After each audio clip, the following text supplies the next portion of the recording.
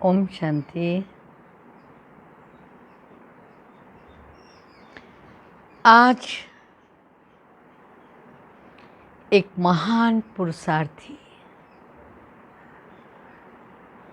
परम आदरणीय, परम पूजनीय, हमारे यज्ञ की आधारशिला मातेश्री जी का मास शुरू हो रहा है।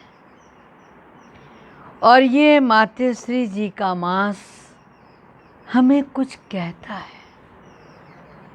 जैसे जनवरी आती है तो जनवरी के आते समय बहुत एकदम से साइलेंस में चले जाने का, अव्यक्त मास के रूप में उसको समझने का, या उसको बहुत शांतिपूर्वक तपस्या में व्यतीत करने के दिन आ गए ऐसा महसूस करने का प्रारंभ से ही लगने लगता है। ठीक उसी तरीके से जब जून का मास शुरू होता है तो इस जून के मास में हमारी आदरणीय मातेश्री जी ओम राधे कहें, बाबा ने उन्हें ओम राधे कहा, उन्हें मम्मा कहें, पूरे यज्ञ की मात्र शक्ति का आधार दे दिया, गुप्त माँ सरस्वती कहें, ऐसी महान सत्ता जिसने पुरुषार्थ करके पुरुषार्थी शब्द को नया आयाम दिया। उन्होंने कभी एक भूल जो हो गई उसकी पुनरावृत्ति करने का मार्जिन है कहीं, क्योंकि हम पुरुषार्थी हैं, ये कभी नहीं सिखाया। ये कभी नहीं मौका दिया कि हम मार्जिन रख कर चलें। मम्मा ने पुरुषार्थी का एक नई परिभाषा दी कि जो मैं आत्मा अपने पुरुष अर्थ, अपने आत्मा के अर्थ जो भी कार्य कर रही हूँ, समर्थ हो, सशक्त हो और पिताश्री के, परमपिता परमात्मा शिव के श्रीमत के अनुसार हो। मेरा कोई भी कदम, हर कदम उनके अनुकरण के लिए हो। हर आँख, हर कान, दृष्टि वो देखे जो भगवान दिखाना चाहता है, कान वो सुने जो भगवान सुनाना चाहता है, और हाथ वो कार्य करें जो भगवान करवाना चाहता है। मातेश्री जी ने अपने जीवन में सदैव एक एक महावाक्य को इस प्रकार से अपनी झोली में लिया कि कभी कोई मोती नीचे गिरने नहीं दिया। मानस पात्र को बहुत ओपनली रखती थी मम्मा जिस समय बैठती थी बाबा की मुरली में, और हर शब्द को गहन गहराइयों में ले जाती थी। तो ये जून मास हम बच्चों के लिए विशेष पुरुषार्थ का मास प्रारंभ हो रहा है। मैं ये कहना चाहूँगी कि इस पुरुषार्थ के मास में उस मातेश्री जी की हमको प्रेरणाएं मिलेंगी, हम भी उस तरह का पुरुषार्थ करें। आइए आज बाबा के हम महावाक्य सुनते हैं। बाबा ने आज हमें प्रेरणा दी कि हम तन मन धन से, कहते तो हैं जब जब भक्ति में भी आरती करते हैं तो कहते हैं तेरा तुझको अर्पण क्या लागे मेरा, प्रभु सब कुछ है तेरा, तन मन धन सब तेरा, तेरा तुझको अर्पण क्या लागे मेरा। लेकिन हमने कभी भी इसकी गहराई में जाकर के ये नहीं सोचा कि वास्तव में ये तन यदि परमात्मा को दिया तो इस तन से हमारे द्वारा भूल करके भी कोई भूल होना, ये हमने लक्ष्य रखा है। मन भगवान को दिया तो सिवाय परमात्मा प्रदत्त श्रेष्ठ संकल्पों के अलावा ये मन कहीं और कुछ चिंतन न करे, किसी और रास्ते पर जाए नहीं। धन हमने भगवान को दिया तो ये किसी और कार्य में लगे नहीं। हमको ये सब ध्यान रखना है, ठीक है ना, बहुत ध्यान रखना चाहिए। तो आज बाबा ने कहा, मीठे बच्चे यह सारी विश्व ईश्वरीय फैमिली है, इसलिए गाते हैं, तुम मात पिता हम बालक तेरे, तुम्हारी कृपा ते सुख घने रहे। तुम अभी प्रैक्टिकल में गॉडली फैमिली के बने हो। बाप से प्रश्न है, 21 जन्मों का पूरा पूरा वर्षा लेने की सहज विधि कौन सी है? बाबा पूछ रहा है। संगम युग पर बड़ी सहज विधि बाबा ने बताई। शिव बाबा को अपना वारिस बनाओ। समझा सहज विधि? वारिस कैसे बनाओगे?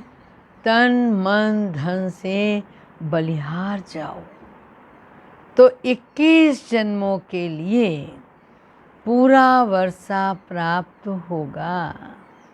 बाबा कहे, बच्चे जो संगम पर अपना पुराना सब कुछ इंश्योर करते हैं, उन्हें मैं रिटर्न में 21 जन्मों तक देता हूँ।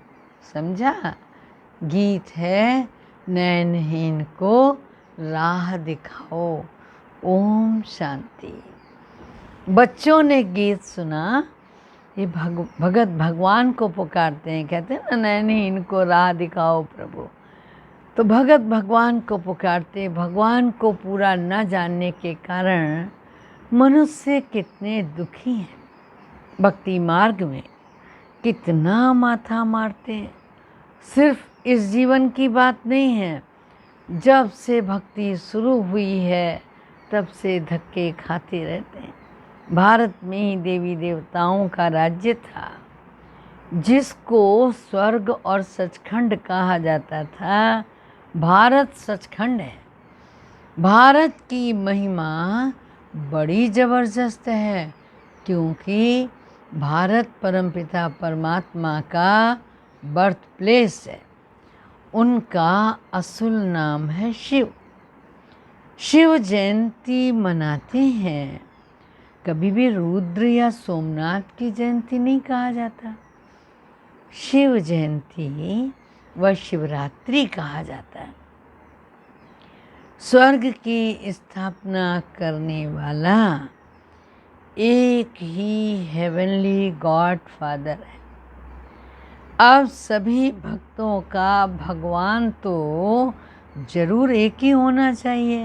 हाँ, सभी नयनहीन हैं, अर्थात ज्ञान के चक्षु, डिवाइन इंसाइट माना अंतर जगत के नेत्र अभी नहीं खुले।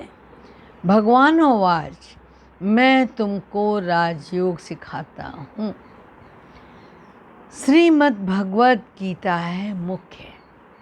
श्री अर्थात श्रेष्ठ मत।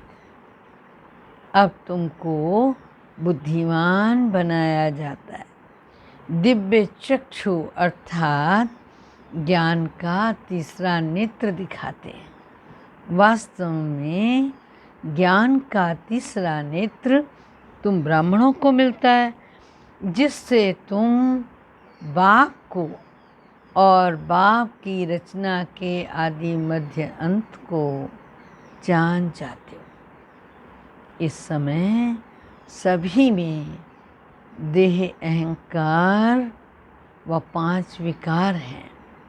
अंतर चक्षु क्यों नहीं खुलता? उसका कारण कि हमारा पात्र ही परिमार्जित नहीं है। घोर अंधेरे में अज्ञानता है। अंधेरा कहाँ होगा? जहाँ अज्ञान होगा।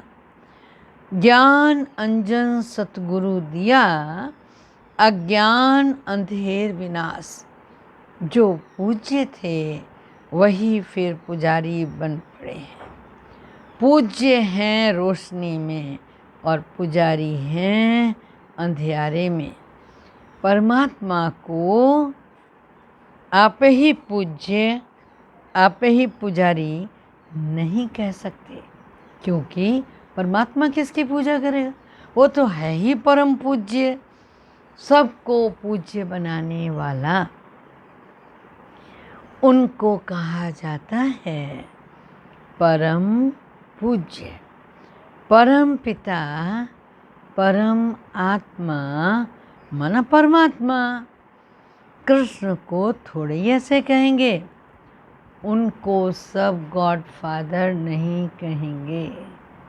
निराकार गॉड को ही सब गॉड फादर कहते हैं, है ना। जैसे कहते हैं ना, तुम्हें मातश्च पिता तुम्हें बंधुश्च सखा तुम्हें।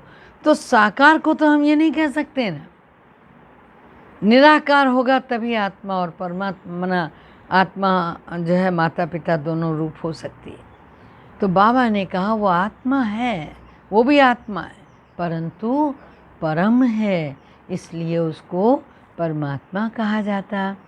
वह परमात्मा सदैव परम धाम में रहने वाले हैं।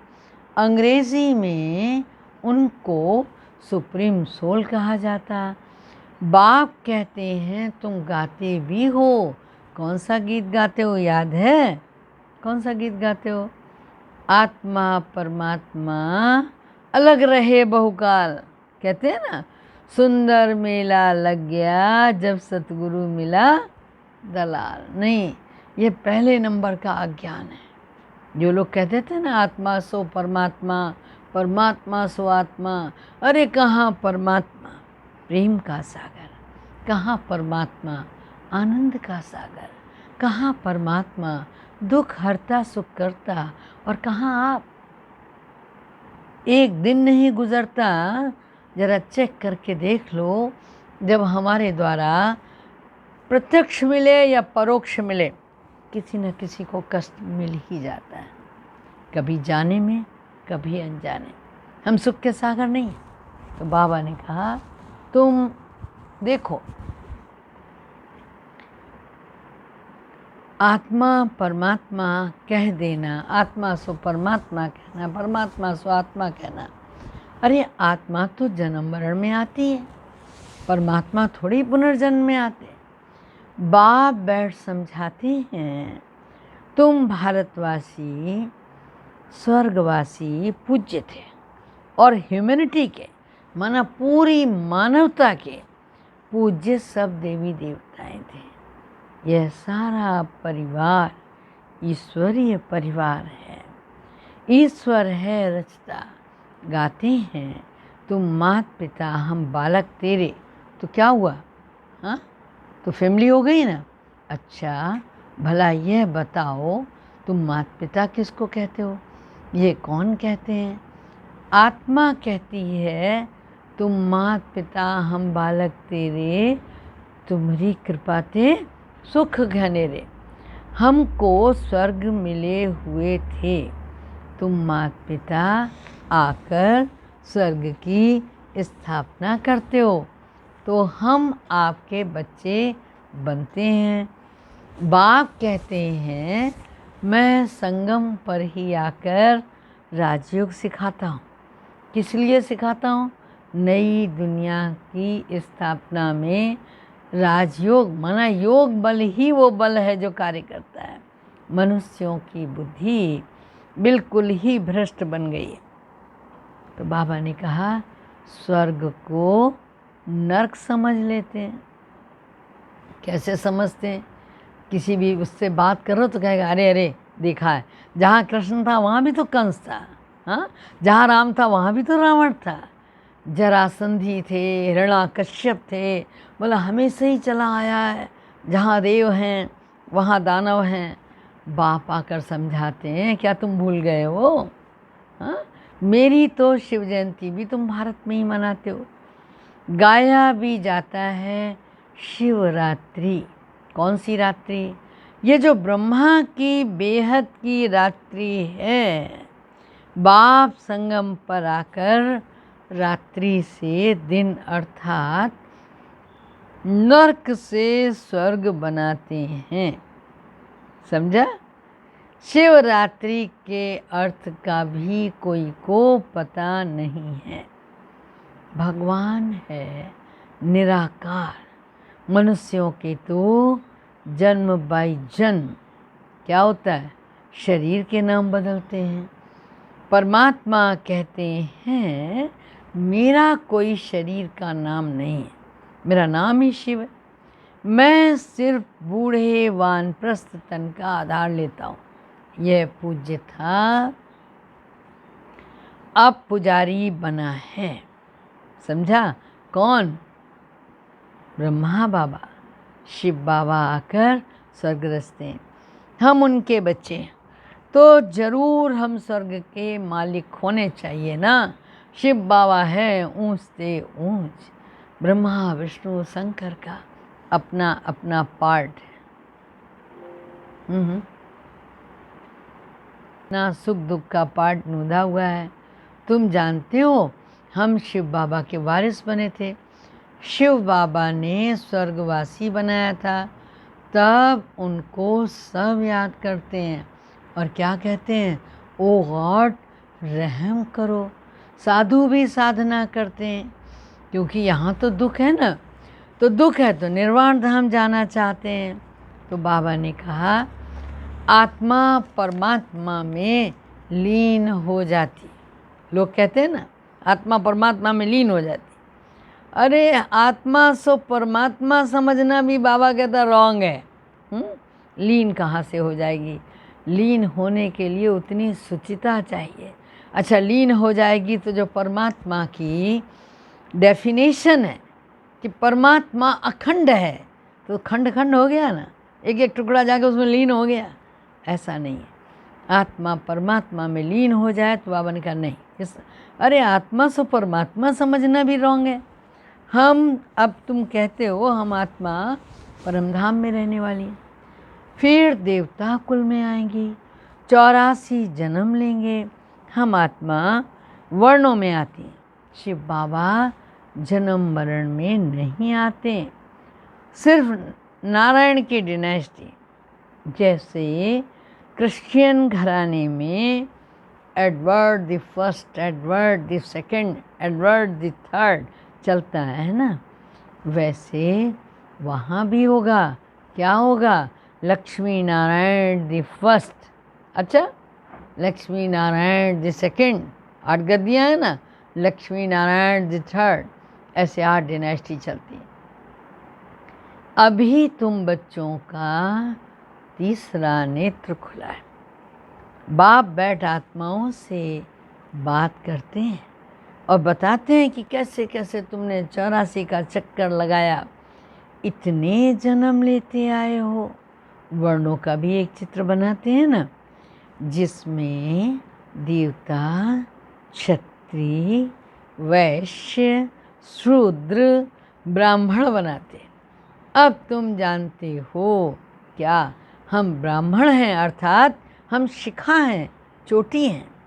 इस समय हम हैं ईश्वरीय औलाद। प्रैक्टिकल में इस समय इस सहज राजयोग और ज्ञान द्वारा हमको सुख घनेरे मिलते हैं, क्योंकि स्वयं सुखदाता पढ़ा रहा है। कोई तो सूर्यवंशी राजधानी का वर्षा लेते हैं और कोई क्या करते हैं? चंद्रवंशी का वर्षा लेते हैं। सारी किंगडम स्थापन हो रही है। हर एक अपने पुरुषार्थ से वो पद पाएंगे। मैंने बताया ना कि अभी हमारा जो मास शुरू हो रहा है वो क्या है? पुरुषार्थी, तीव्र पुरुषार्थी का मास। कोई अगर पूछे कि अभी पढ़ते पढ़ते शरीर छूट जाए तो क्या पद मिलेगा, तो बाबा बतला सकते हैं। समझा? भगवान के पास हमारा सारा चिट्ठा है, भगवान के पास सब पोता मेल है। बाबा बतला सकते, योग से ही आयु बढ़ती है, विकर्म विनाश होते हैं, और कोई उपाय पतित से पावन बनने का नहीं है। पतित पावन कहने से ही भगवान याद आता है, परंतु भगवान है कौन वो ये नहीं जानते। बाप कहते हैं मैं आता ही भारत में हूँ, यह मेरा बर्थ प्लेस है। सोमनाथ का मंदिर कितना आलीशान है। हम लोग कौन सा मंदिर देखते हैं? कौन सा मंदिर देखते हैं? जो बाद में बना। हाँ, कितने हमले हुए और कितनी बार टूटा, उसके बाद उसका पुनर्निर्माण हमारे प्रथम गृह मंत्री कहेंगे जिन्होंने कराया था। हाँ, तो उस मंदिर के दर्शन करते बाबा कहते कितना आलीशान। वह बाप बैठ बच्चों को समझाते, भक्ति मार्ग में फिर यादगार बनने शुरू हो जाते हैं। जब पुजारी बनते तो पहले पहले सोमनाथ का मंदिर बनाते हैं। भारत तो सतयुग त्रेता में बहुत साहूकार था, मंदिरों में भी अकिचार धन था, भारत हीरे तुल्य था। अब तो भारत कंगाल कौड़ी तुल्य हो गया। फिर बाप आकर भारत को हीरे तुल्य बनाते हैं। कोई से भी पूछो क्रिएटर कौन है, कहेंगे परमात्मा। बोले वो कहाँ है, वो तो कहेंगे वो तो सर्वव्यापी है। बाप कहते हैं यह सारा झाड़ ही किस अवस्था को पाया है? हाँ, जर्जर हो गया, जर्जरी भूत अवस्था को पाया हुआ है। बाबा ने कहा अपने को देखा जाता है कि हम कितने लायक बने। भगवान के वारिस बनना चाहते हैं ना, तो अपने आप को चेक करो घड़ी घड़ी। जो बाबा मम्मा की गद्दी नसीन बन सके, इतने लायक बने? अपने आप से पूछो। यह है ही पतित दुनिया, पवित्रता है मुख्य। अब तो नो हेल्थ, नो वेल्थ और नो हैप्पीनेस, यह तो ऋण के पानी मिसल। आज का जो जीवन है और जो राज्य है, बाबा ने कहा मृग तृष्णा के समान। ऋण के पानी मिसल माना मृग तृष्णा के समान। इस पर भी दुर्योधन की कहानी शास्त्रों में लिखी है। दुर्योधन को विकारी कहा जाता है। द्रौपदियाँ कहती हैं हमारी लाज रखो। सभी द्रौपदियाँ हैं, जितनी आत्माएं हैं, कोई एक द्रौपदी नहीं थी। यह बच्चियाँ ही स्वर्ग का द्वार हैं। बाबा कितनी अच्छी रीति समझाते हैं। जिनका बुद्धि योग पूरी रीति लगा हुआ होगा तो धारणा भी होगी। नॉलेज ब्रह्मचर्य में ही पढ़ी जाती है। जो हमारे यहाँ वर्णाश्रम व्यवस्था है, तो 25 वर्ष जो बालक को गुरुकुल में व्यतीत करने हैं, तो वो 25 वर्ष जो गुरुकुल वाले वो क्या हैं?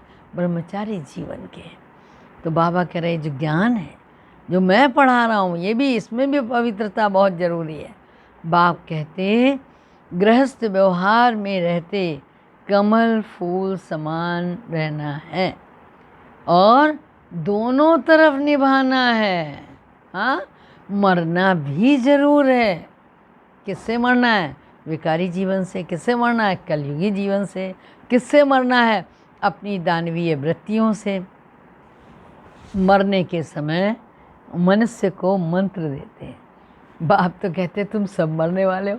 लोग कहते हैं ना मरने पे राम नाम सत्य है। हाँ, सत्य बोलो गत है। तो ये मर गया वो, उसके बाद बुलवा रहे हो राम नाम सत्य है।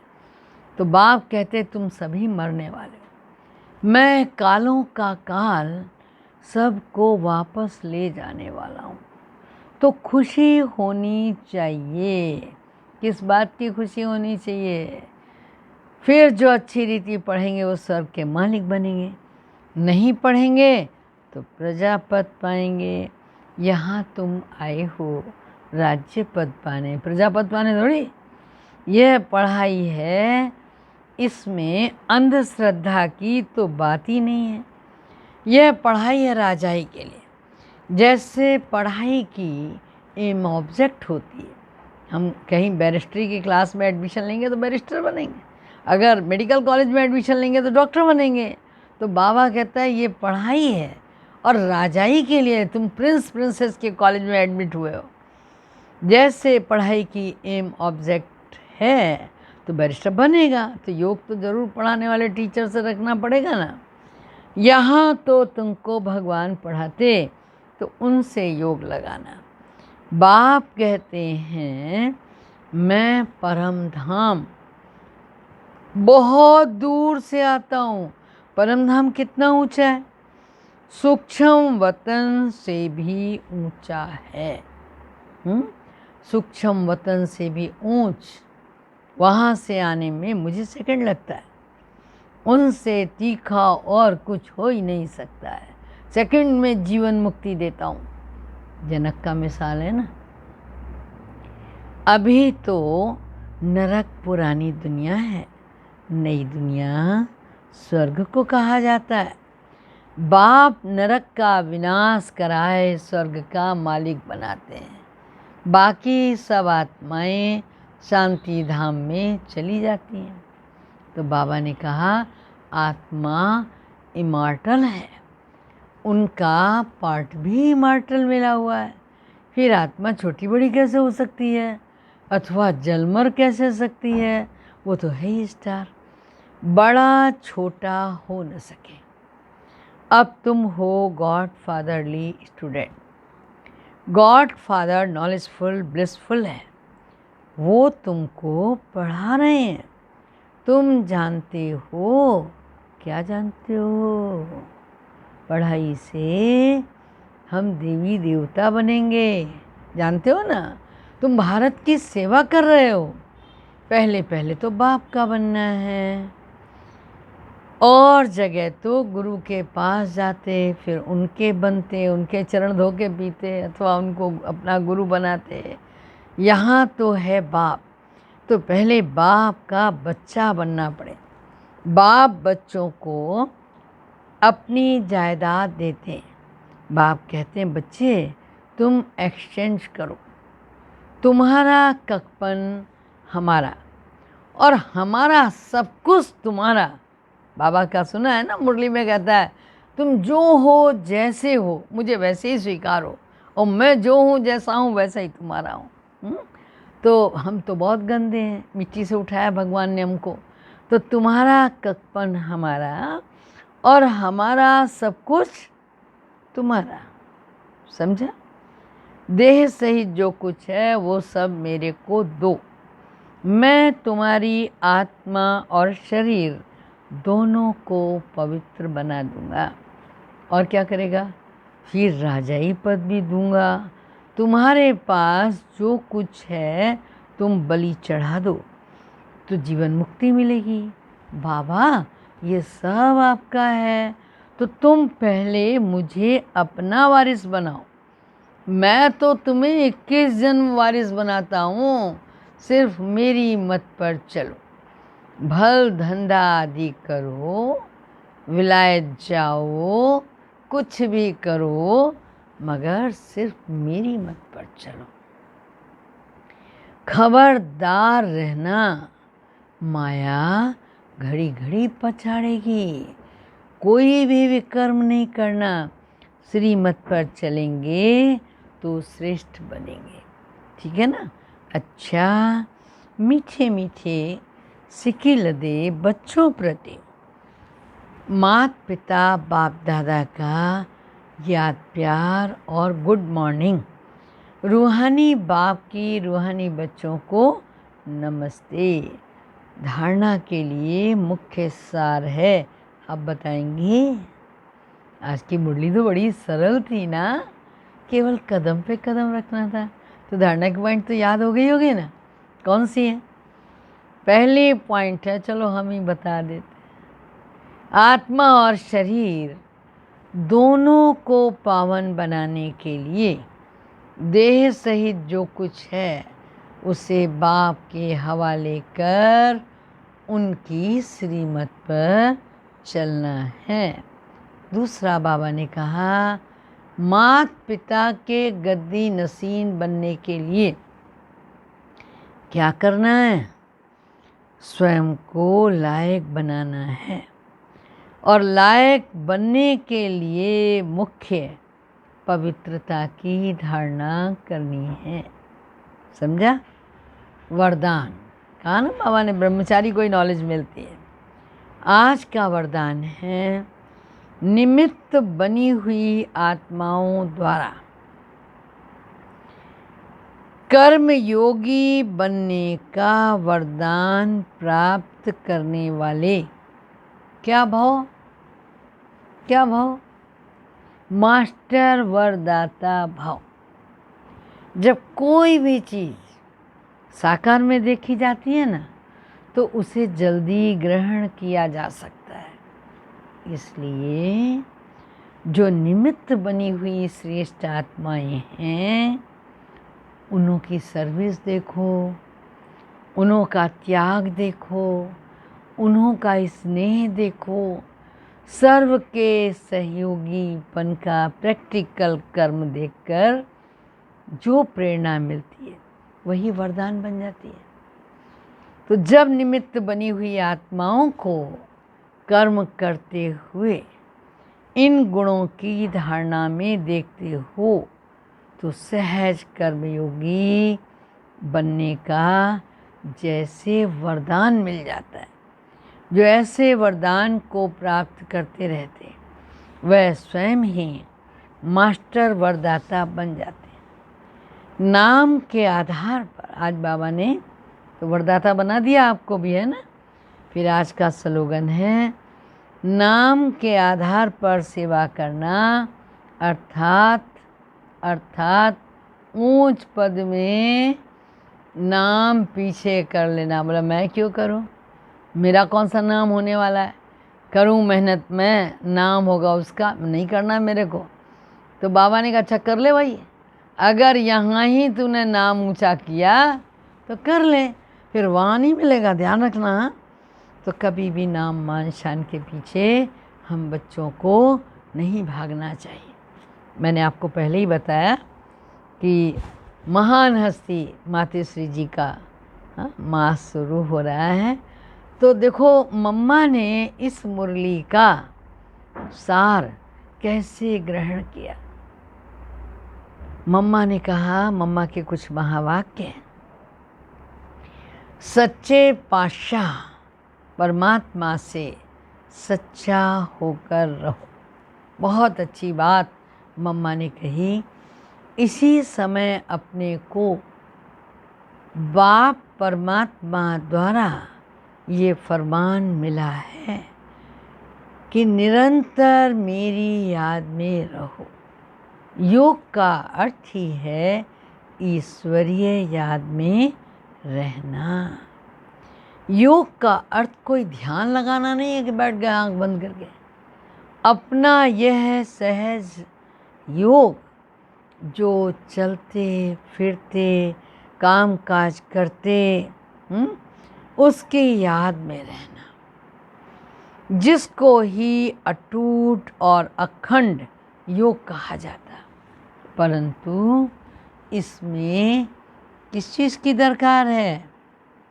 हे कौन्ते अभ्यासेन। मम्मा क्या कह रही है? निरंतर अभ्यास की दरकार है, प्रैक्टिस की दरकार। अगर उसके फरमान पर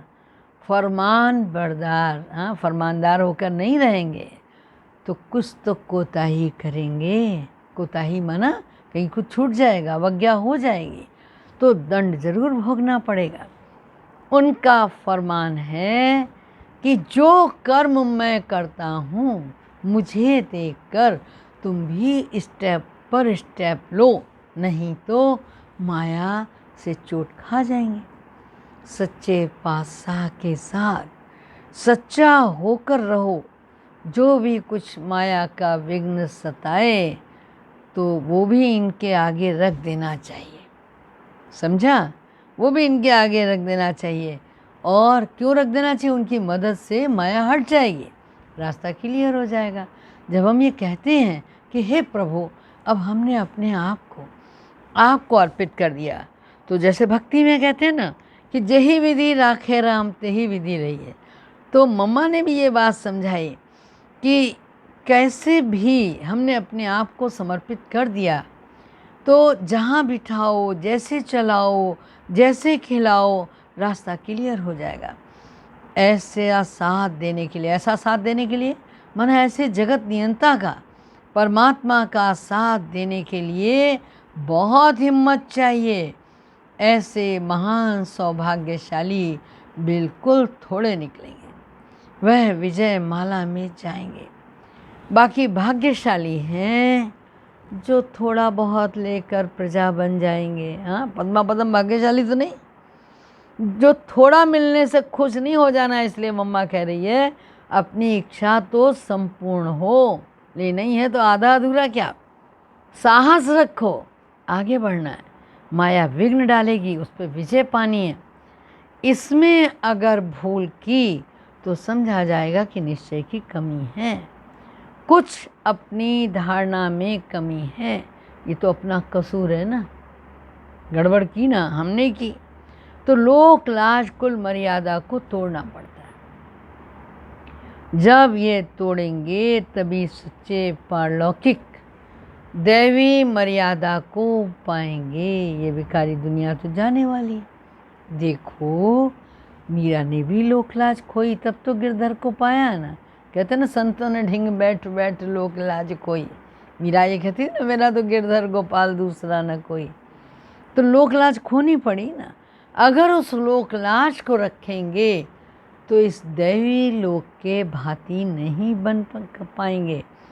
अब कल्याण अर्थ ईश्वरीय राय तो दी जाती है, अब यह अपनी बुद्धि से फैसला करना है क्या उचित है, हमें क्या करना है ना।